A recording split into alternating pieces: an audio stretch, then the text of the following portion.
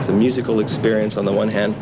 It's theater, but it doesn't have a plot. Above all else, Blue Man Group is a live experience. In Chicago, there are a lot of great Tiffany windows, mosaics, etc. And I think we're pretty fortunate to have the greatest collection in the Midwest.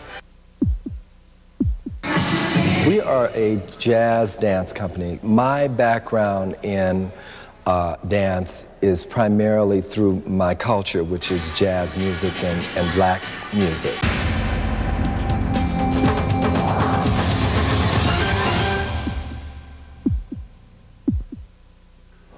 Funding for Artbeat Chicago is provided by the Polk Brothers Foundation, a Chicago concern. Additional funding is provided by the Daniel F. and Ada L. Rice Foundation.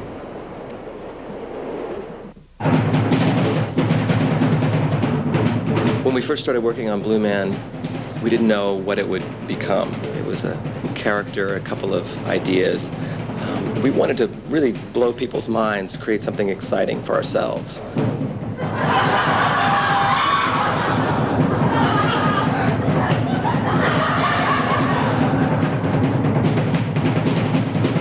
It's a musical experience on the one hand. It's theater, but it doesn't have a plot. There's an art influence, but there's also an art irreverence. There's sort of a bringing it down to earth quality that I think people pick up on. There's a blending of science and theater, and there's certainly a comedic element that keeps it all kind of honest, I think. Always really powerful, and it grew into what is now called Blue Man Group. Matt Goldman and I went to school together since junior high.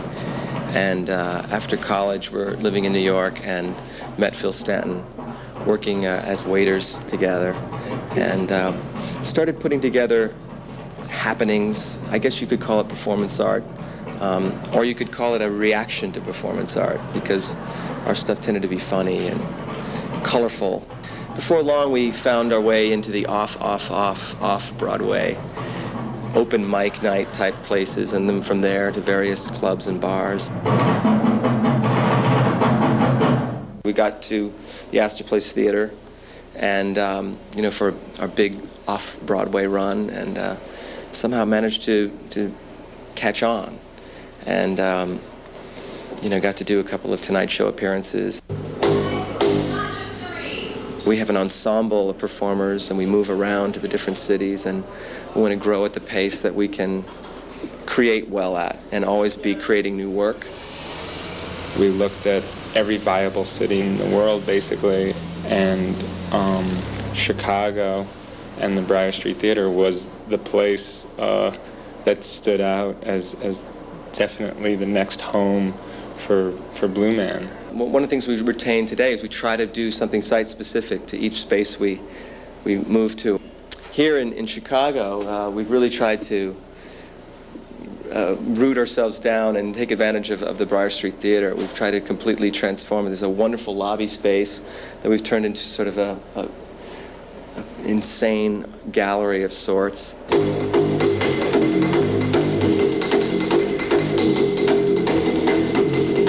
We have an instrument called the trombone, which is like basically plumbing pipe, large plumbing pipe. I've always had a real kind of fantasy to be a musician, and I've dabbled in some things, but the key for us was kind of creating some instruments that no one else in the world plays.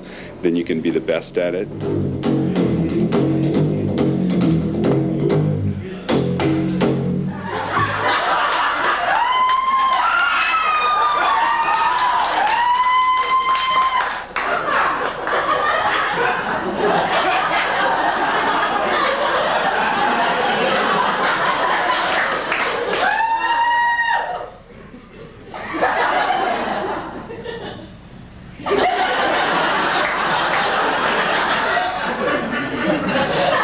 Getting bald and blue is great.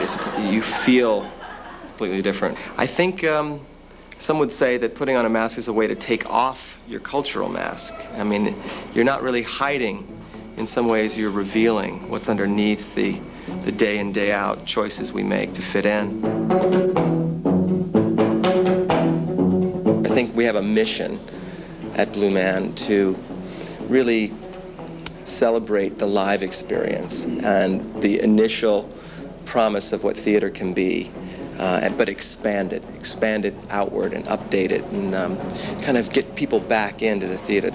People still want to get together in a live experience, no matter how far into the future we get. Above all else, Blue Man Group is a live experience.